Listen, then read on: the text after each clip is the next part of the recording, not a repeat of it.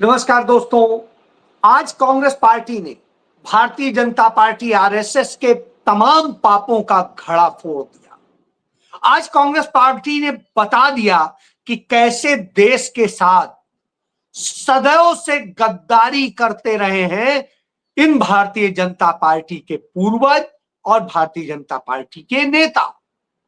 किस तरीके से जिस जनता पार्टी में विलय कर दिया था अपना जनसंघ ने उस जनता पार्टी के प्रधानमंत्री ने कैसे भारत के साथ धोखा करके पाकिस्तान का सबसे बड़ा सम्मान हासिल किया, इनाम हासिल किया। और आज वही पाप नरेंद्र मोदी सरकार कर रही है, उनके विदेश मंत्री कर रहे हैं और नरेंद्र मोदी करा रहे हैं। और उसके बाद जैसे वो कहते हैं आपदा में अवसर, तो आपदा में अवसर लोगों की लाशों पर अवसर तलाश रहे हैं और उसके लिए चीप पॉलिटिक्स कर रहे हैं। जी हां, चीप। तो अब आप समझ सकते हैं आज क्या हालात। मैं बात की शुरुआत करता हूं कि आपको याद होगा कि 22 अप्रैल को जिस तरीके से पहलगाम में एक आतंकी हमला होता है, आतंकी हमले में हमारे देश के 28 लोग मारे जाते हैं, एक नेपाली नागरिक भी होता है उनमें। और उन सब की मौत के बाद हालत यह होती है कि सरकार चंद घंटों बाद में बता देती है कि हमने पहचान कर ली है, ये है, वो है, सबके नाम बोलती है। और उसके बाद में एक भी व्यक्ति उनमें से पकड़ा नहीं जाता है। उसके बाद सरकार ढिंढोरा पीटती रहती है। प्रधानमंत्री कहते हैं हम बीच में अपनी यात्रा छोड़ाए, जबकि उसी दिन उन्हें आना था। और वो एक भी सर्वदलीय बैठक में नहीं जाते हैं, वो घटना स्थल पे नहीं जाते हैं, वो कश्मीर नहीं जाते हैं, वो हालात को नहीं समझते हैं, वो किसी मरने वाले के घर नहीं जाते, किसी शहीद के घर नहीं जाते। उधर पाकिस्तान गोलीबारी करता है, सीमा पर रहने वाले हमारे सैकड़ों लोग मर जाते हैं, हमारे सैनिक मर जाते हैं। सबकी मौत के बाद भी शर्म नहीं आती। और फिर एक दिन रात को कहा जाता है हमने ऑपरेशन सिंदूर कर दिया। देश खुश हो गया कि चलिए, कांग्रेस ने जिस ब्रह्मोस मिसाइल को बनाने की प्रक्रिया शुरू की थी, आपने उसका सही इस्तेमाल किया। लेकिन बाद में पता चलता है नरेंद्र मोदी सरकार के ही विदेश मंत्री, जो पहले चीन को कह गए थे कि चीन बड़ी इकोनॉमी है, हम उसे क्या कह सकते हैं, और चीन ने हमारे 20 सैनिक मार डाले थे, पीट पीट के मार डाले थे। साहब, न प्रधानमंत्री के मुंह से चीन का चा निकला और विदेश मंत्री उसे बड़ी इकोनॉमी बता करके पल्ला झाड़ लेते। यह कायरता हमने तब 2020 में देखी थी और यह कायरता अब हम 2025 में देख रहे हैं कि विदेश मंत्री, वही विदेश मंत्री एस जयशंकर कहता है कि हमने शुरुआत में ही पाकिस्तान को बता दिया था कि हम उनके यहां इस तरह से अटैक करने वाले हैं और हम उनके किसी सैनिक अड्डे पे या कहीं सैनिक ठिकाने पे नहीं करेंगे। स्वाभाविक सी बात, आप बता देंगे तभी तो मसूद अजहर नहीं मारा गया। ये वही मसूद अजहर है जिसे कभी यही अजीत डोभाल, जो प्रधानमंत्री का राष्ट्रीय सुरक्षा सलाहकार है, वह उस समय छोड़ करके आया था। पाकिस्तानी उसके साथियों को सौंप के आया था। उसके साथ में अटल बिहारी वाजपेयी सरकार के मंत्री जसवंत सिंह भी थे। और वो उन आतंकियों को जो छोड़ के आए थे, उन आतंकियों को जो 99 में छोड़ा और उसके बाद में हिंदुस्तान में लगातार, तब उसी के बाद जैसे मोहम्मद बना और फिर हिंदुस्तान तमाम सारे इन आतंकी घटनाओं से दहल उठा। ये सारी बातें तो अब जब अटैक होता है तो उसी जैसे मोहम्मद के मुख्य अड्डे पर कहा जाता है अटैक किया जाता है और मसूद अजहर के लिए किया जाता है, लेकिन मसूद अजहर छोड़ के बाकी सब होता है। यानी मसूद अजहर फिर बच गया, हर बार बच रहा है, बार बार घटनाएं कर रहा है और बच रहा है। कौन सा आतंकी जिसकी लिस्ट है, जिसे अंतरराष्ट्रीय अपराधी घोषित किया गया है, किसको मारा है? एक को भी नहीं। किसको पकड़ा है? एक को भी नहीं। तो साहब ये कौन सा खेल है? ये वैसा ही खेल है। यही बात बताई कांग्रेस पार्टी के मीडिया सेल के प्रमुख पवन खेड़ा ने कि जब 1977 में प्रधानमंत्री बने मोरारजी देसाई, इसी भारतीय जनता पार्टी और सबके जो जनसंघ था उस सब ने विलय करके जनता पार्टी बनाई थी इंदिरा जी के खिलाफ, क्योंकि इंदिरा जी ने पाकिस्तान की रीढ़ तोड़ दी थी। इंदिरा गांधी ने भारत को परमाणु संपन्न बना दिया था, अमेरिका को हिला दिया था, सब कुछ कर दिया था। तब उन्होंने पाकिस्तान के प्रधानमंत्री लियाकत को फोन करके बताया कि किस तरीके से हमारे रॉ के एजेंट आपके यहां हैं और वो रॉ के एजेंट कैसे वहां काम कर रहे हैं, कहां कहां हैं। वहां के प्रधानमंत्री ने तत्काल कार्रवाई की और हमारे वो 74 रॉ के एजेंट मार दिए गए जो पाकिस्तान में भारत को मजबूत कर रहे थे। और उसके बाद भारत का जो नुकसान हुआ उसकी भरपाई हम आज तक नहीं कर पाए और उसके बाद पूरा आतंकी नेटवर्क चलता रहा। इंदिरा जी के भी समय में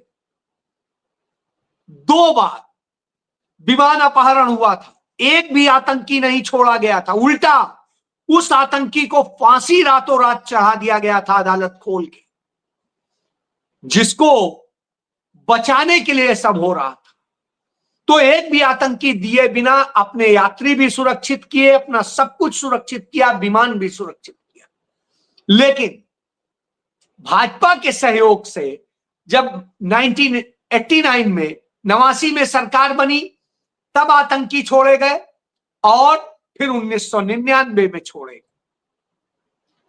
यानी आप समझ लीजिए आतंकियों के सिर पर हाथ भाजपा का होता है, भाजपा के लोगों का होता है, यह इस बात से प्रमाणित होता है। और इसी तरीके से जब जयशंकर ने तमाम सच बताए तो हालत बिगड़ गई। अब नरेंद्र मोदी क्या कर रहे? बस्ते बांटे गए हैं बिहार में बच्चों को, तो उनमें नरेंद्र मोदी और सबकी फोटो लगा के बड़ी सी कि जहां से निकले प्रचार होता रहे। तो यह धंधा किया है, यह धंधा किया है कि रेल का आप टिकट निकालेंगे तो उस टिकट पर ऑपरेशन सिंदूर और मोदी का महिमा मंडल। यानी जिस तरह से जब कोरोना था तो कोरोना के दौरान इसी तरह होता था, तब हमारे देश के लाखों लोग मरवा दिए, अब इस तरह से भी हमारे देश के लोग मरवाए जा रहे हैं। तो ये लगातार घटनाएं हो रही, तो चिंताजनक, तो एक्शन होना चाहिए।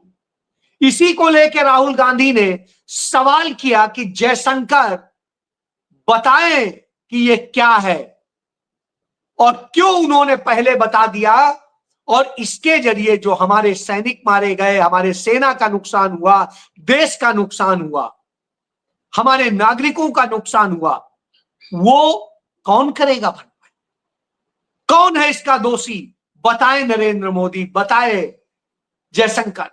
तो जयशंकर विदेश यात्रा पे भाग जाते हैं, वो विदेश यात्रा पे भाग जाते हैं, प्रधानमंत्री मौन साध लेता है, उनके विभाग का एक बाबू जारी करता है, नहीं वो ये नहीं कहा था। अरे भाई, राहुल गांधी ने वो वीडियो नहीं चलाया, वह वीडियो पीटीआई, एएनआई और वो सब ने चलाया है जो मोदी मीडिया आज कहलाता है। और उस मोदी मीडिया के वीडियो के आधार पर ही राहुल गांधी पूछ रहे हैं, उन्हीं का बयान है, किसी और का नहीं, कोई आरोप नहीं है। हालत बिगड़ी हुई, सच तो बर्दाश्त नहीं कर सकते। उधर जो देश के लिए लड़ रहे थे, जो लोग कर रहे थे, उनको बेइज्जत किया जाता है। जिस तरह से डिप्टी सीएम मध्य प्रदेश का जगदीश देवड़ा, वो बेइज्जत करता है और कहता है भारत की सेना नरेंद्र मोदी के पैरों में सिर रख के पड़ी हुई है, भारत की सेना, यह कहता है। कोई कार्रवाई नहीं होती। उनका मंत्री विजय शाह, जो अमित शाह का क्लोज है, वो कहता है कि सोफिया कुरैशी आतंकियों की बहन है, पाकिस्तानियों की बहन है। और जब यह कहता है तो हाई कोर्ट एफआईआर दर्ज करने का आदेश देता है, तब भी एफआईआर सही से नहीं दर्ज की जाती है, उसे एफआईआर में सम्मान दिया जाता है।